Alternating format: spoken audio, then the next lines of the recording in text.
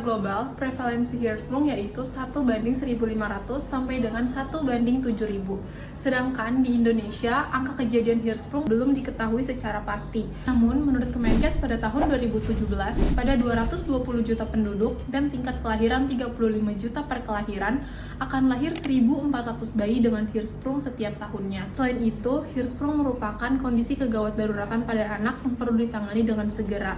Jika tidak mendapatkan penanganan dengan segera, maka akan mencapai angka 80% angka kematian pada bulan-bulan pertama. Nah, Hirschsprung merupakan kelainan bawaan lahir yang dimana sebagian usus besar atau kolon tidak memiliki sel saraf yang disebut dengan ganglion. Nah, sel ganglion ini fungsinya sebagai peristaltik usus. Jika anak tidak memiliki sel ganglion, bagian usus tersebut tidak dapat berkontraksi yang nantinya akan mengakibatkan obstruksi atau penyumbatan pada usus. Apa yang dilakukan jika anak terkena penyakit Hirschsprung? Ternyata ada 3 pengobatannya, yaitu dengan cara farmakologi, non-farmakologi, dan tindakan pembedahan. Tapi kita mulai dulu yuk dari tindakan farmakologi.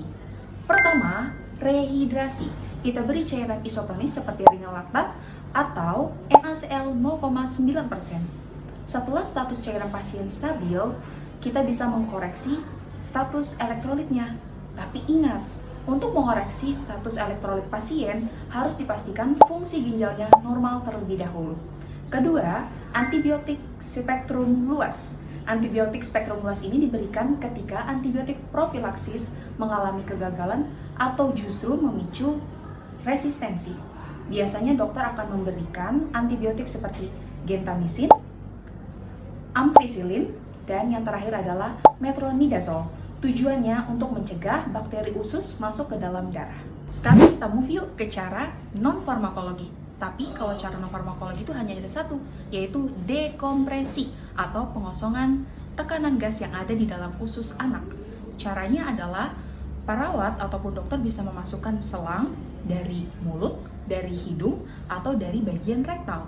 Untuk bagian rektal biasanya diiringi dengan irigasi feses, yaitu menggunakan NaCl 0,9%, dan harus disesuaikan dengan berat badan dari anak, yaitu 10 sampai dengan 20 cc per kilogram. Tapi belum selesai, masih ada pengobatan yang terakhir, yaitu dengan teknik pembedahan. Untuk pembedahan ini dilakukan ketika kondisinya sudah terlalu parah, dan untuk anak yang memiliki komplikasi serius seperti radang usus atau enterokolitis, ada 3 teknik utama dalam operasi ini, yaitu Swenson, kedua Soave, dan yang terakhir adalah Duhamel. Washout merupakan prosedur atau tindakan cara mengosongkan usus. Nah, tujuan dari washout merupakan dekompresi usus, yaitu mengosongkan usus agar anak nantinya bisa buang air besar atau buang angin. Washout merupakan prosedur atau tindakan cara mengosongkan usus melalui anus. Nah, tujuan dari washout merupakan dekompresi usus atau mengosongkan usus agar anak nantinya bisa buang angin ataupun buang air besar. Anak yang dilahirkan dengan kondisi Hirschsprung sering disebabkan oleh enterokolitis. Cara yang efektif untuk menangani penyakit tersebut adalah dengan membersihkan dan mengosongkan usus besar dengan cairan yang dinamakan dengan irigasi rektal. Yuk, mari kita simak langkah-langkah berikut ini. Adapun persiapan alatnya, yang pertama itu ada 2 baskom kecil, yang kedua itu ada spuit 60 cc di ujung kateter, yang ketiga itu ada kateter silikon, yang keempat ada ukuran 16 untuk anak kurang dari 1 tahun, lalu ukuran 24 untuk anak lebih dari 1 tahun, lalu ada pelumas berbahan cairan, dan yang terakhir ada cairan steril yang direndamkan di air hangat. Adapun menyiapkan cairan, yang pertama, hangatkan cairan steril dengan merendamkan botol di air hangat. Yang kedua, cek suhu. Yang ketiga, tuangkan cairan di dalam baskom. Dan yang keempat, tarik cairan steril 10-20 ml dengan spuit. Posisi anak. Yang pertama, posisi anak terlentang. Yang kedua, posisi kaki ditekukan ke arah dada atau ditapakan. Yang ketiga, jangan lupa untuk baskom di arah samping anak. Memasang kateter. Lumasi 5 cm ujung kateter, Masukkan kateter perlahan ke dalam rektum dengan panjang 10-15 cm. Biarkan tinja atau gas keluar di dalam baskom. Proses irigasi. Yang pertama, hubungkan spuit ke kateter. Yang kedua, suntikan 10-20 ml cairan steril. Yang ketiga, lepaskan suntikan, biarkan cairan atau tinja keluar ke dalam baskom. Yang keempat, majukan kateter 2,5 ml, ulangi agar cairan jernih. Yang terakhir, yang kelima, jangan melewati batas spot pada kateter. Pudar dan gerak kateter jika tetap macet, cabut bisa dan pasang lagi. Selanjutnya, gunakan spuit untuk menyedot sisa cairan keluar perlahan. Jangan paksa jika terasa ada halangan.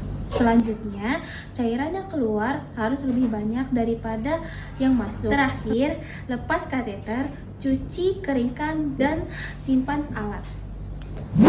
Yuk, kenali tanda dan bahayanya. Yang pertama, jika perut kembali kembung, artinya ini menandakan adanya bawah sumbatan yang belum teratasi.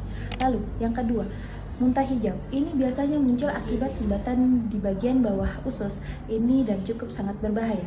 Lalu, yang ketiga, buang air besar. Ini biasanya kerja usus yang tidak normal dan terjadinya infeksi dan iritasi.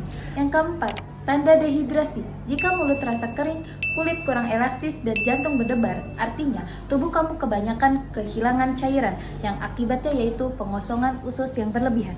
Lalu, yang terakhir, ada demam dan tampak lemas. Ini biasanya muncul akibat adanya terjadinya infeksi dan komplikasi, yaitu sebelum tindakan.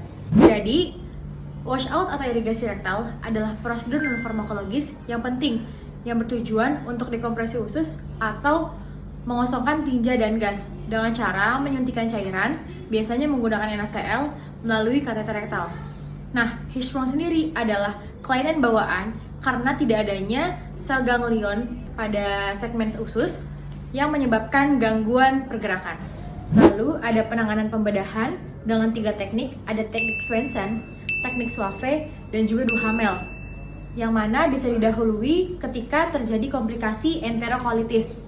Nah, pemantauan ketat pasca washout juga sangat penting karena kembali terjadinya pembengkakan atau pembesaran perut, muntah hijau, tanda dehidrasi, dan juga demam yang menyebabkan penyumbatan atau komplikasi lainnya yang serius yang memerlukan intervensi medis segera.